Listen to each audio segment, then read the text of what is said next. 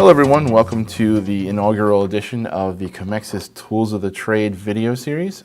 This week we're going to be talking about Buzzsumo, which is a tool that we use for content marketing and content curation. My name is Phillip Brooks. I'm Commexis Director of Content, and I'm going to go over how I use Buzzsumo to not only find content that we share for our own edification, but also that we put together to curate for our clients. So Buzzsumo is a great tool. I use it all the time. It's a great piece of software, especially if you're like me, always looking for kind of obscure content out there for some fairly esoteric clientele. We have some clients that aren't necessarily trying to rank for terms or that are fairly common. We obviously use it a lot more for ourselves as well, so I'm going to use that kind of as a use case to show how the tool works. But it works equally well not only for obscure content but also for really common content as well. So one of the best things about what we can do is we can look up content shared by keyword or domain or topic, and we have the ability to actually set that up for various ranges of time. In this case, we're going to start with the past week. So one of the most common things that I search for, because I share these on my own personal Twitter account and other content streams, is content marketing.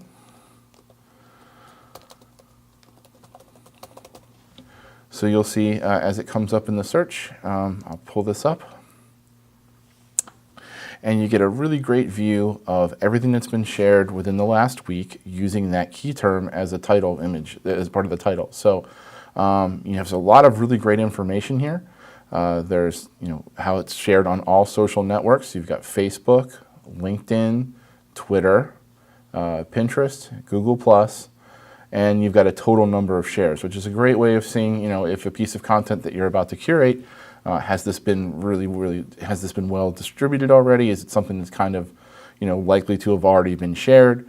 I often find that when I'm going through this, if there's something that's been shared so many times within my industry, it probably doesn't need to be boosted by my relatively small a reach on my account. So my Twitter account hovers right around 2,000, 2,200 followers. But if something's been shared this many times, it's probably not going to get a whole lot of boost from my account. But regardless, you can sort by total shares, and I think for me, a lot of times I can look and see something that's sort of hasn't quite caught on yet, or something that is fairly new, and I start with that too, and go upwards rather than go downwards. The next thing that we talk about is some advanced filtering options. We've got the ability to sort by language, country. Now that's a top level domain, so make sure that you're using the actual domain extension. That's how it works. So it's just keep in mind, it's not, you can't just put a country and it actually only sorts by the top level domain extension at the end. So you can even search by word count or in-depth articles, which is really nice. You can filter by domain, and you can filter by content type. So there's a lot of different ways that people classify their content, which will allow you to, if you're looking for something a little shorter, or if you're looking for something that's, video rather than, you're just a blog or something like that, it's a great way to find that stuff. And, especially if you're doing something like what I'm doing right now, which is looking for video, which, you can really make a more visual statement with what you're trying to find. The next thing you can look at is all the backlinks within all these social calendars, so social platforms. So you can actually look and see how many links have linked to the actual unique domains linked to that article. Now, what we do with this is largely helpful for us for content curation. So if we have a client that's trying to rank for a particular keyword, or they're in an industry that has a pretty robust series of updates, or there's various influencers in that industry that they can really help out their own clientele, or if they're especially if we're in a B2C situation, we can locate clientele for them with locate targeted content for them. So the next thing I want to show you is how influencers work. Influencers is a really neat feature. You can actually find people that talk about things in your particular industry. In this case, we're going to continue with the content marketing model. As you can see, you've got different filters. You've got bloggers, influencers, companies, journalists. In this case, we're going to go with bloggers. Right, and we're going to search. You got Jason Miller. We all know he's been around a long time. And you can look and see some of these other huge names in content marketing. In this case, I'm going to show you one of my personal heroes, Joe Polizzi, who does amazing work with the Content Marketing Institute. Let's just take a look at his overview right here. You can see the amount of his page authority, his page domain authority, how many followers he has, how likely he is to retweet, his reply ratio, the average amount of retweets. But one of the great things that you can do with this is you can actually see what links he shared, and Buzzsumo will pull that right up for you. So you can see all the stuff that he shared on his Twitter account, and it really helps you, kind of see what content right away that your influencer is, finds most useful for your industry. So there's some great stuff in here. If you're really looking to see what the person that what somebody that you aspire to be, or somebody that's you find to be an authoritative influencer in your industry likes to read, you can really see what they do. You can also analyze those links, and it'll show you some of the other information about what they do. Their sharing ratios. You can see where it was shared from. How it was actually linked to. There's some really great data to drill down to. So it's a really interesting feature with influencers. And one of the other things that I like to do, we'll get back to, but is when you actually find a piece of data or content that you want to look at a little more in depth, you can actually export that data as either a CSV or Excel. It may take a few seconds there, so I'll just talk a little bit more about some of these influencers that are out here. I think you've seen. You can ignore broadcasters, so anybody that has a reply ratio of less than 4%. That's there's a lot of stuff out there that people were just kind of amplifying content, but not actually providing any of their own. So here we see our report downloading to my desktop. We'll save that, and I'll just open it up so you can kind of see a little bit about what it looks like.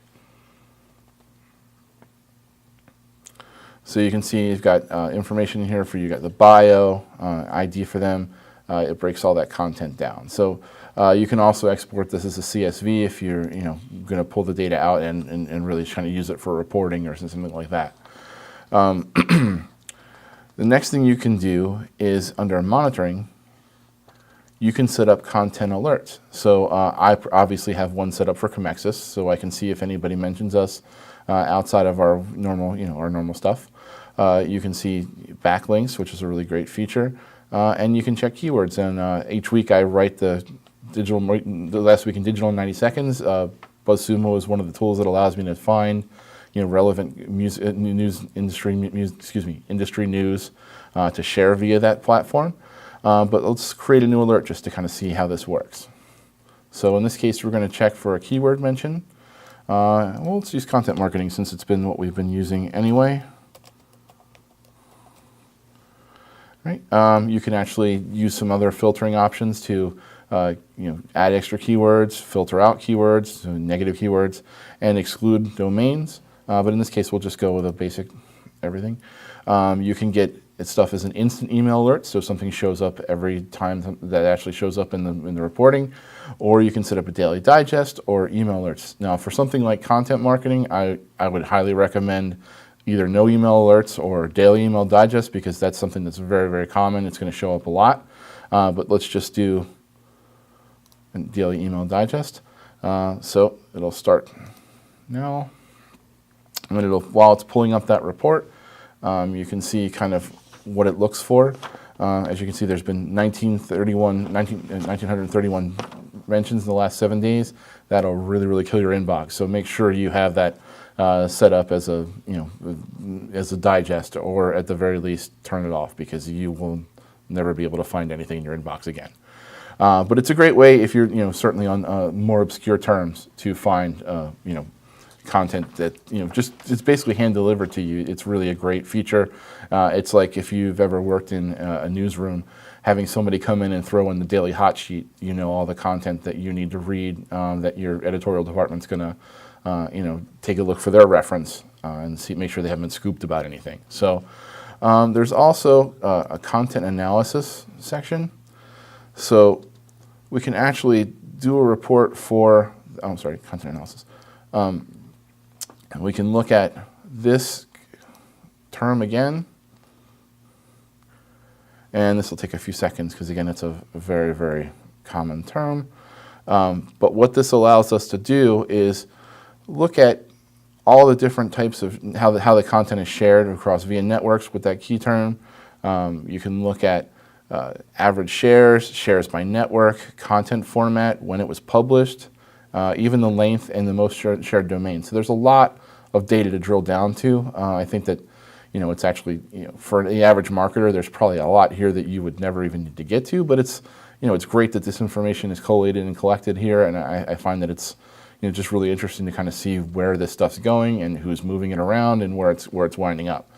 And just a final, what I like to do is check out your competitors. So let's try, let's see, ad week, and here's two of the influencers that I go to a lot for advertising news, and let's compare those domains. So you can see kind of you know, how often their content is shared, total number of shares. Obviously, Adweek's got a big jump on them, but it's, you know, average shares is much closer than some of the other stuff. But it looks like Digiday's got a much more favorable ratio of content to content being shared, but Adweek has a lot more volume of just content in general. So you can actually use this, and what we use it for is to see what our competitors to our compliance are doing, content-wise, to see, you know, what's working for them, what isn't, and it gives us a good idea of, you know, where we can, you know, exploit a weakness, or if there's a particular type of content that's working well for them. You know, we know that we have an option, the ability to step in there and create more content of that same type.